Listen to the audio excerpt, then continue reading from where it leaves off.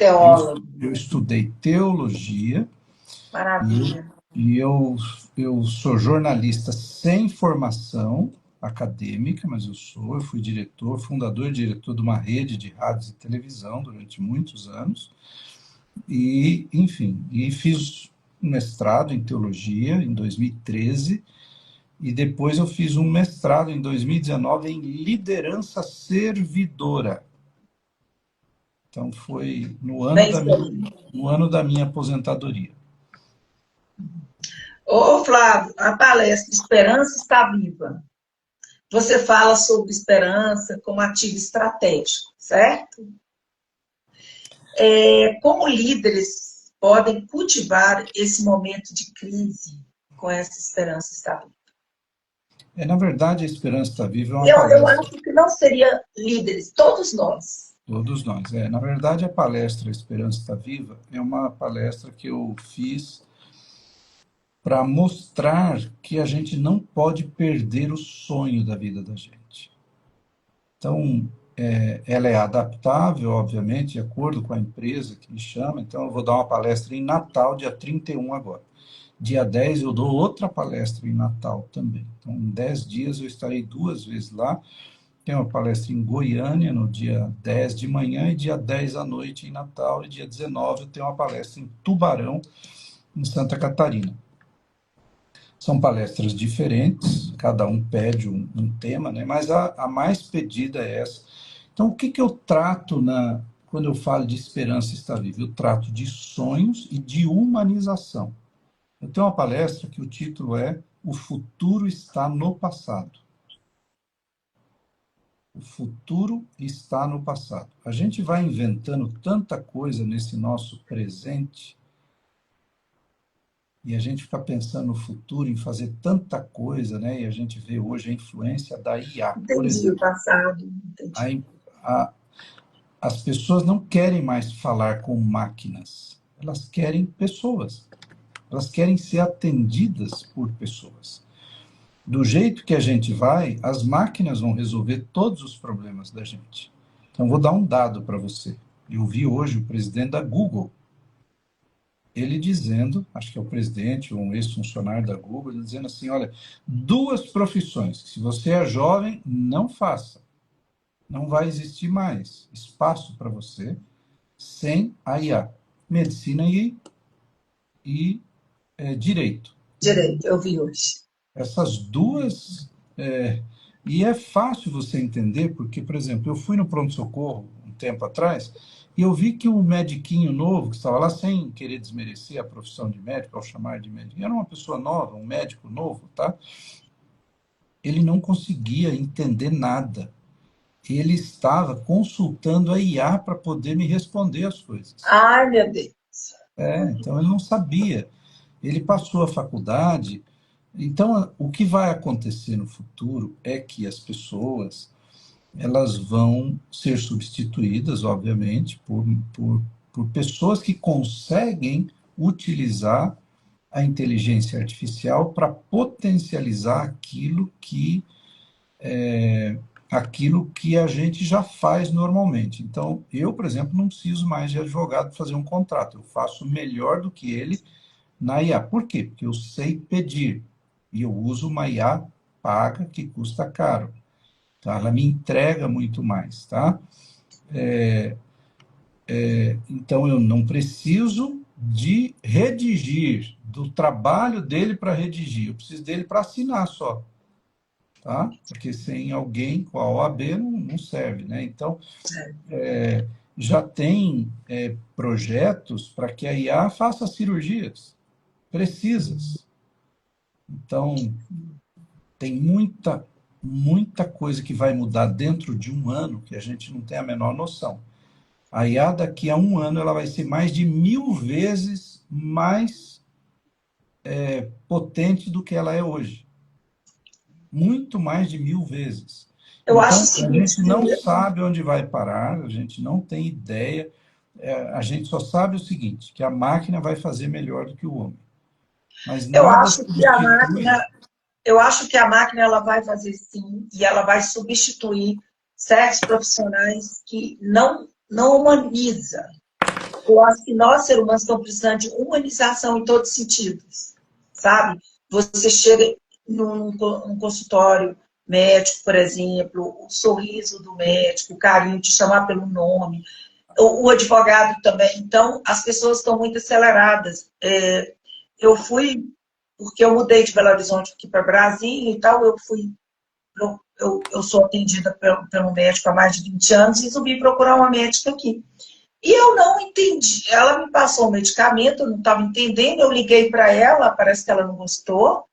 E depois disso, ela me isolou, assim, tipo assim. E eu fui lá, ela falou assim, mas você não sabe? Eu já expliquei. Tudo bem, eu comprei, e foi uma fórmula que eu mandei fazer. Mas e aí, eu vou fazer o quê? Eu fui lá no Google estudar para poder, eu mesmo. Então, assim, para que eu fui ao médico? Então, né? Então, assim, eu acho que o profissional que vai sobreviver é você, são os profissionais que humaniza, que conversa com o ser humano, que conversa com a alma, com o coração. E não é só isso. Veja, esse fim de semana, de quinta, sexta e domingo, eu participei de um curso de biologia, genética, genômica e fenômica. Então, eu sei que o pessoal não vai entender aí, mas olha só, você faz um exame genético, é diferente de um teste. Um teste só te diz você é isso ou você é aquilo. O exame não. Então, olha só que nível nós vamos chegar. Quando você usa uma mente brilhante, humanizada, junto com a tecnologia, então você faz um hemograma completo, faz esse exame genético e cruza os dados. Ele te apresenta numa planilha, que a IA faz isso em segundos, o que você levaria meses para fazer esse cruzamento, porque ele pega tudo relacionado com a biologia, com a genética, com a genômica e com a fenômica. E o futuro é fenômico. Então, quando ele te entrega isso, ele está dizendo assim para mim, Flávio, se você fizer isso, isso, isso e isso, nessas doses, nessa quantidade, você vai viver 10 anos mais normalmente. Você não pode comer isso, cuidado com esses fármacos, eles fazem mal para você, etc. Então, ele te entrega um resultado que faz a sua vida ser melhor. Aí você fala, por que que nenhum médico nunca descobriu por que que eu tenho isso, por exemplo? E eu vi esse profissional, ou esses profissionais que estão utilizando essa tecnologia, ele pega o exame, se pega um exame qualquer, põe na mão dele, ele fala assim, essa pessoa que usa óculos, essa pessoa que tem cãibra todo dia de manhã, a hora que acorda. Aí a mãe falou assim, como é que você sabe? Ele falou, estou olhando aqui pelo resultado genético. E ele foi dando uma série de características, ela falou assim, é o meu filho. Como a família inteira fez o exame, ele falou, você tem aqui uma outra pessoa que tem esse problema, etc. Ela foi ficando de boca aberta. Ele falou, é exatamente isso, médico nenhum descobre. Então, a tecnologia ela está aí, ela não tem volta, a IA não vai ter volta, mas ela vai criar vários problemas, porque ela vai substituir o homem no trabalho. Mas o homem vai ter que receber um dinheiro, porque senão ele vai viver como? Então vai ter que ter um fundo para sustentar essas famílias. Só que essas famílias vão perder o objetivo e o propósito de vida. Por quê? Porque eu trabalhar em quê? O trabalho é que dá dignidade. Então, se a gente desconectasse hoje a internet da vida da gente, a gente voltaria à Idade da Pedra no dia seguinte. Porque tudo é digital, o dinheiro é digital, as conexões. Você não consegue abastecer no carro se não tiver energia, porque o computador não funciona e não pode vender o combustível para você.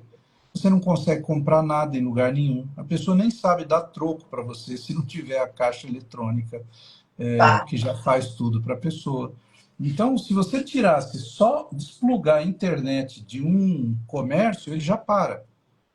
Porque você não consegue receber o dinheiro, porque tem que ter o cartão. E já faz muito tempo que a gente passava cartão de crédito com a maquininha no papel, que você passava para lá e para cá, ele gravava o cartão, você escrevia o valor, a pessoa assinava, ok.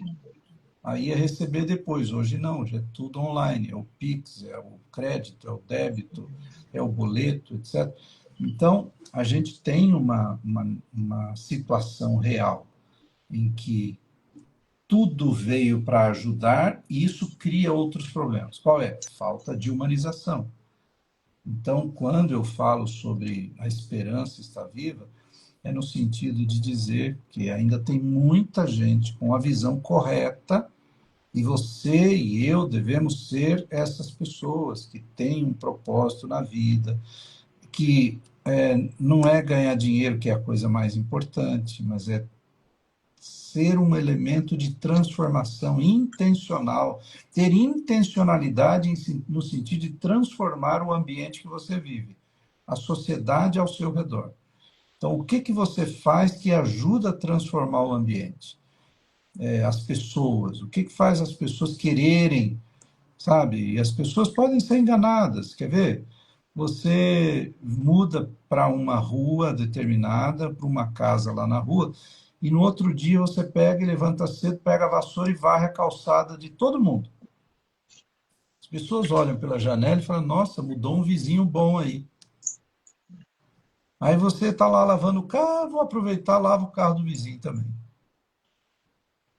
Uma série de coisas que você pode fazer que as pessoas vão olhar para você e vão falar assim: Nossa, que pessoa boa. Não quer dizer que a pessoa é boa, porque essa pessoa ela pode estar pensando assim: olha, daqui 2 meses, eu acabei de chegar aqui, daqui 2 meses eu vou viajar, eu vou precisar deixar meu cachorro aqui, e eu vou precisar que alguém dê comida para ele. Então, depois de Entendi. 2 meses que ele está ajudando todo mundo, ele é bonzinho para todo mundo, ele fala assim: olha, eu vou viajar, não sei onde deixar o meu cachorro para dar comida e água. Ah, imagina, você é um vizinho tão bom, deixa que É, eu cuido. Então, é, mesmo em meio a tantas pessoas, tem muita gente mal intencionada, tem gente com motivos e objetivos diferentes. Então, a grande pergunta que a gente deve fazer na vida, Soraya, é qual o legado que eu vou deixar? Porque na hora que a gente morrer, o dinheiro, o carro, as casas, as joias, nada disso vai servir para nada. O que vale na vida da gente, enquanto a gente está aqui, chama-se caráter. O que que as pessoas, qual o caráter que elas enxergam do Flávio?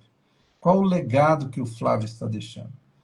Então, é isso que me move, é isso que me incomoda muitas vezes, né? Qual é o legado que você está deixando, Flávio? Não perca de vista esse legado. A esperança está viva, toca nessas questões todas. sim, com certeza. Tem também o título de palestra, né, Flávio? Nunca subestime um sonhador. É forte e inspirador. Com certeza, Essa, achei assim, maravilhoso. essa é o Você, subtítulo você já da. foi subestimado como sonhador? E qual foi a sua virada? Já fui subestimado, sim. Eu era um garoto de 13 anos, fui trabalhar de voluntário num escritório de contabilidade lá na cidade de Bauru. E fui para trabalhar de graça, porque eu queria aprender, eu queria. E no primeiro dia eu lavei o banheiro. Eu fazia isso todos os dias na minha casa. O banheiro estava sujo, fui lá e lavei o banheiro. E eu lavei o banheiro 30 dias. E as pessoas falavam: o que que você aí pensa? Olha aí, você devíamos ter contratado ele de faxineiro. E quando chegou no fim do mês, o dono do escritório me chamou na sala dele e falou: olha, fiquei sabendo aqui que você era muito rápido em tudo que você fazia, bem feito, e que você lavou o banheiro todos os dias aqui, não 30 dias, né, 20 dias, porque eu não trabalhava nem sábado nem domingo, mas que você lavou o banheiro todos os dias aqui. E eu sei que você falou que queria trabalhar de graça, mas eu vou te pagar. Eu falei: mas não precisa. Ele falou: mas eu quero te pagar. E ele me pagou mais do que aquelas pessoas ganhavam para trabalhar o dia inteiro. Ele pagou mais para eu trabalhar meio período só. Ele falou: eu quero que você aprenda uma lição. Vale a pena fazer as coisas bem feitas. Vale a pena ser voluntário, não esperar ninguém mandar. Então, isso aqui é um incentivo para você continuar assim. Então, eu continuo. Até hoje eu lavo banheiros. Todo lugar que eu vou, na casa né, nos comércios, no aeroporto, no ônibus, no avião. Quando eu saio, eu deixo ele mais limpo do que eu encontrei. E isso só me abre portas até hoje. Eu só ganho fazendo isso. Então, Com uma certeza. lição que eu aprendi de algo que as pessoas quiseram subestimar. Então, Com certeza. Com certeza. Treinamento e cultura. Você afirma que cultura não é o que está escrito na parede, mas o que acontece no dia a dia. Quais sinais mostram que uma empresa realmente é sobre... Mas assim, não, fala, não é empresa, né? Como jogar para a gente mesmo, porque é a pessoa que, física, o ser humano. é que quando eu falo de cultura, Acho que a quando gente eu, comentou sobre isso, né? quando eu dou treinamento para as empresas, eu ensino eles, por exemplo, as empresas me contratam porque elas querem ter um atendimento de qualidade melhor. O que eu ensino para eles? Olha, o importante numa empresa é a cultura voltada para o cliente. Qual é a cultura por trás da formação? Qual é o objetivo ao você abrir uma empresa, ao abrir um negócio? Você está aqui para quê? Para servir, para ajudar as pessoas, para melhorar a vida das pessoas? Ou você está aqui para ganhar dinheiro? Porque quando a pessoa abre um negócio cujo objetivo é ganhar dinheiro, ele não vai alcançar esses objetivos nobres que são os de transformação da vida das pessoas.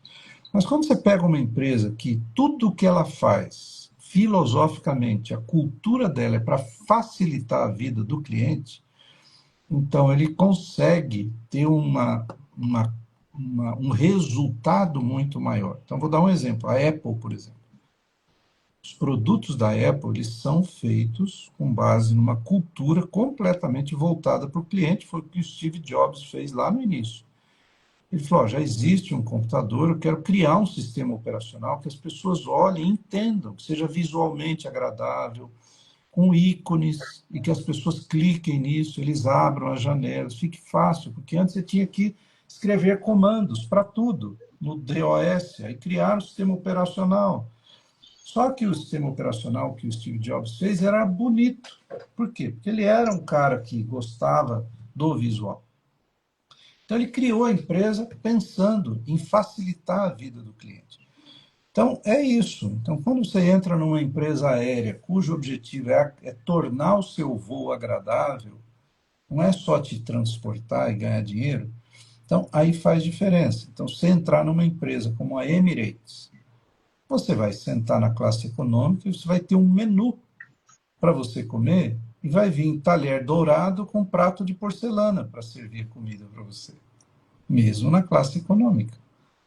Então, quando uma empresa tem essa cultura voltada para o cliente, é diferente. Quando você vai à Disney, por exemplo, as pessoas não sabem, mas todas as noites eles repintam todos os brinquedos, todos os postes e lixeiras que tiverem algum risco. Todas as noites. Se aquele poste estiver riscado todos os dias, eles vão pintar ele 365 vezes no ano. Então, é uma cultura voltada para o cliente. E é isso que eu costumo dizer quando eu falo essa frase de cultura, né? Eu não estou aqui só para o que eu vou receber. Você recebe mais quando você pensa em dar mais. Então, quando eu tenho uma cultura voltada para satisfazer o cliente, para satisfazer as pessoas, para servir as pessoas, o que você recebe é muito mais do que você normalmente receberia. É nesse Sim. sentido. E muitas vezes você entra numa empresa que não é a empresa. Você tem, uma pessoa te dá um atendimento bom, já o outro não dá, então isso aí que fica para todos nós aí essa mensagem de que nós somos a empresa. Então, o atendimento humano também é muito importante, né? Qual foi o atendimento assim, que mais te marcou é, nesse contexto? Foi na sorveteria em Marília, na Madalê. Eu desviei 230 quilômetros para tomar um gelato. E quando eu cheguei lá, estava fechado, porque era na época da pandemia. Eu cheguei lá 3 da tarde, estava fechado, tinha uma plaquinha, só vai abrir amanhã, ao meio-dia. Então, eu reservei um hotel para esperar para ir no outro dia tomar o sorvete. Ó, Então, eu já ajudei a cidade a ganhar dinheiro, porque eu reservei um hotel. Fiquei no hotel até próximo do meio-dia. Quando eu cheguei lá, tinha uma nova plaquinha. Hoje, excepcionalmente, vamos abrir às 14 horas. E eu fiquei esperando. À 1 da tarde chegou a gerente da gelateria. E aí eu falei, oi, tudo bem? Eu estou aqui desde ontem para tomar o melhor sorvete do mundo. Ela falou, sério? Eu falei, sério. E como estava fechado, eu reservei um hotel. Aí eu vim aqui hoje, tinha uma plaquinha, só as duas. Eu estou aqui esperando para depois eu seguir viagem. Eu tenho que chegar lá na minha cidade.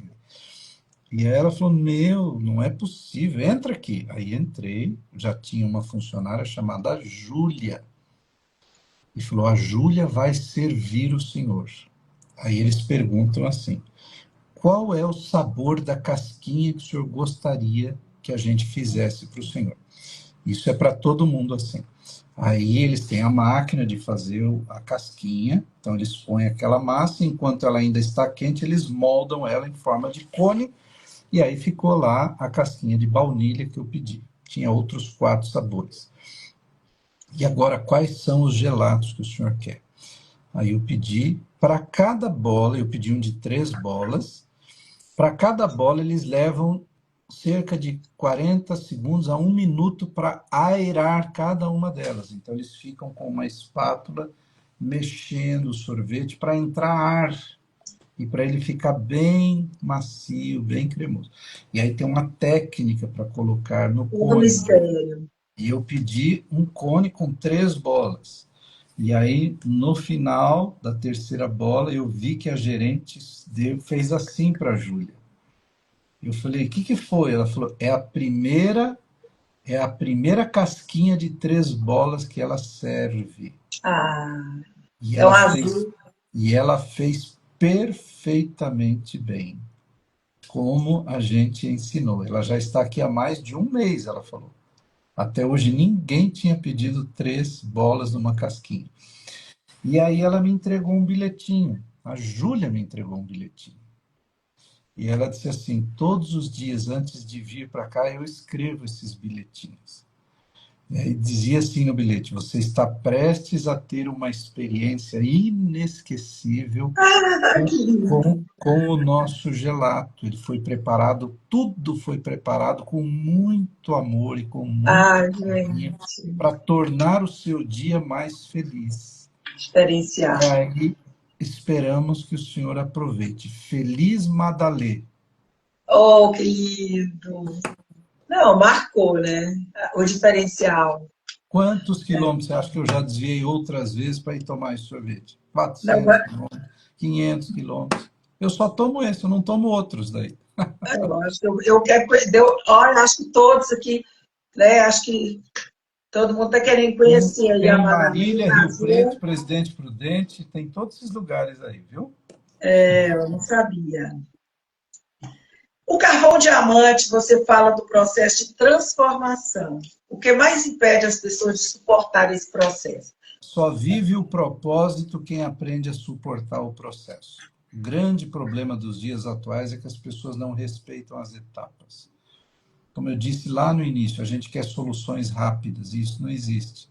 Então, o carvão, para virar diamante, precisa suportar o tempo, a pressão e o calor, lá embaixo da terra. Senão, ele não vira diamante. E a gente quer hoje relacionamentos sólidos sem enfrentar o processo para ter um relacionamento sólido. E a gente inverteu a ordem. Antigamente a gente era amigo primeiro, via como a pessoa era como amigo, como é que ele trata os outros, se ele é uma pessoa trabalhador, se ele faz dívida, se ele mente, se ele grita, se ele trata mal o outro, como é que ele trata o lixeiro, o gari, sei lá quem for do nível superior, como é que ele trata o sexo oposto. A gente olhava para tudo isso e falava assim, opa, isso aí não. Isso eu não quero para a minha vida. Hoje não, hoje as pessoas vão, se conhecem, já ficam, no outro dia perguntam o nome. É, E aí entendi. acontece uma coisa muito grave, que é ligação afetiva. Porque a mulher e o homem, eles têm formas diferentes de se relacionar. A mulher, quando ela tem uma conexão com o homem, seja através de um abraço, um beijo ou um orgasmo, por exemplo, o corpo libera ocitocina para a mulher e endorfina, tá? O homem, quando ele tem essas mesmas sensações, então quando ele tem um orgasmo, por exemplo, o corpo libera dopamina. É diferente, são hormônios do prazer diferentes. Para o homem, dopamina, para a mulher, endorfina e ocitocina. Qual é a diferença? Ocitocina e endorfina criam um vínculo emocional. Dopamina não, é igual droga, é o prazer pelo prazer. Então, se você não segue as etapas e não espera ter vínculo emocional, porque aí sim, no relacionamento, esses toques todos, eles vão gerar também a endorfina no homem. Mas inicialmente ele só tem dopamina, então é o prazer pelo prazer. É isso que faz com que o homem não ligue no dia seguinte de volta. Não liga. É a Então, famosa pergunta, por que não me ligou, né? por quê? Porque a mulher, ela teve já uma conexão, ela já se apaixona na primeira vez. Então, a gente tem que tomar muito cuidado com os processos e respeitar os processos. Eu falo sobre isso hoje, sobre o aumento dos casos de divórcio no mundo. Hoje eu postei sobre isso, né? Quase metade dos casamentos hoje terminam em divórcio. É quase um para um. Então, por quê? Porque a gente subestima o processo. A gente quer encurtar caminhos. Ah, não, eu já conheço, eu investiguei essa pessoa na rede social. Sério, às vezes eu peço para as pessoas numa consultoria e falo, fala o nome da pessoa que você tá gostando. Aí ele me fala o nome, eu falo, o nome dele completo é esse, assim, assim. Ele tem 3 Marias da Penha aqui na Jus Brasil. Triste. Você está prestes a se envolver com um homem agressor. E é verdade. E muita Não, gente, a maior parte das pessoas que eu atendo nas minhas mentorias são pessoas, eu acabei de gravar antes de falar com você aqui, eu gravei um vídeo que eu vou pôr amanhã ou depois sobre os narcisistas. Então as pessoas se envolvem com pessoas e elas não têm noção de quem elas são. E depois elas criam uma ligação emocional, uma dependência emocional, e a vida vira uma tristeza para o resto da vida, até ela ter coragem de sair. E de cada 10 mulheres que se relacionam com narcisistas, só uma tem coragem e efetivamente consegue sair do relacionamento. As outras se tornam vítimas para o resto da vida. Então, é muito importante a gente respeitar o processo. Por isso que eu uso a metáfora do carvão a diamante, que é muito bom. fácil da gente entender, porque o diamante é feito de carbono, é igual o carvão. Muito Carbono, bom. só que transformado por causa do tempo, da pressão e do calor. Aí vira aquela coisa maravilhosa. Muito bom, Flávio. Nós estamos completando agora 1 hora de live. Muito E foi bem. muito gostoso, eu nem vi o tempo passar. Muito obrigada pelas suas mensagens, pela sua presença. Se você quiser deixar uma mensagem aí para a turma, de boa noite, uma mensagem que vier aí para dar uma força aí para a mulherada, para todos, né, que estão nos ouvindo. Fique à vontade. Eu só tenho Primeiro, que te agradecer e agradecer a todos que estão aqui. primeiro dizer do prazer que foi estar aqui com você. Obrigado pelo convite, tá bom? Obrigada. Dizer que a vida não é assim, não é complicada, a gente que complica. Se a gente respeitar essas coisinhas, essas regrinhas básicas, né? Eu li um livro que chamava-se O que eu aprendi no Jardim da Infância, lições que eu aprendi no Jardim da Infância. Jardim da Infância a gente aprende as lições básicas da vida. Você arruma o que você bagunçou, dá descarga depois que você usar o banheiro, olha para os dois lados para atravessar na rua, respeita o que é dos outros, tira uma sonequinha depois do almoço. Então, a gente aprende. Hoje em dia está tudo muito alterado, muito diferente, as formas de educar estão tão diferentes, né? A gente terceiriza a educação, a gente adultiza a criança, ela cresce e aí vira um adulto infantilizado, enfim, está uma série de problemas que a gente nem sabe como resolver essas coisas todas. Mas se você respeitar essa regrinha básica, você que está assistindo aqui, você que é mulher, respeita a regra básica de respeitar os processos, tá? Respeite processos, veja bem quem é que está querendo, que a grande necessidade das pessoas hoje é companhia, justamente por essa questão de humanização. E aí a gente acaba fazendo algo que a gente normalmente não faria se a gente tivesse, se a gente tivesse mais conhecimento. Agora, o conhecimento está disponível. A gente só precisa ir atrás dele e tentar aprender com a experiência dos outros. Então, qual é a lição que eu deixo? Tem gente que aprende justamente com a experiência dos outros, vendo e dizendo assim, não vou fazer. Tem gente que aprende sofrendo. E tem gente que não aprende de jeito nenhum. Ele vai errando o tempo todo. Então é muito melhor aprender vendo, conversando com os mais velhos, perguntando, estudando, lendo a Bíblia, né? Pedindo orientação para Deus, né? Então essas coisas todas facilitam. Então nem tudo está perdido, depende muito da nossa forma de enxergar a vida e de viver a vida, respeitando esses processos naturais da nossa existência, tá bom?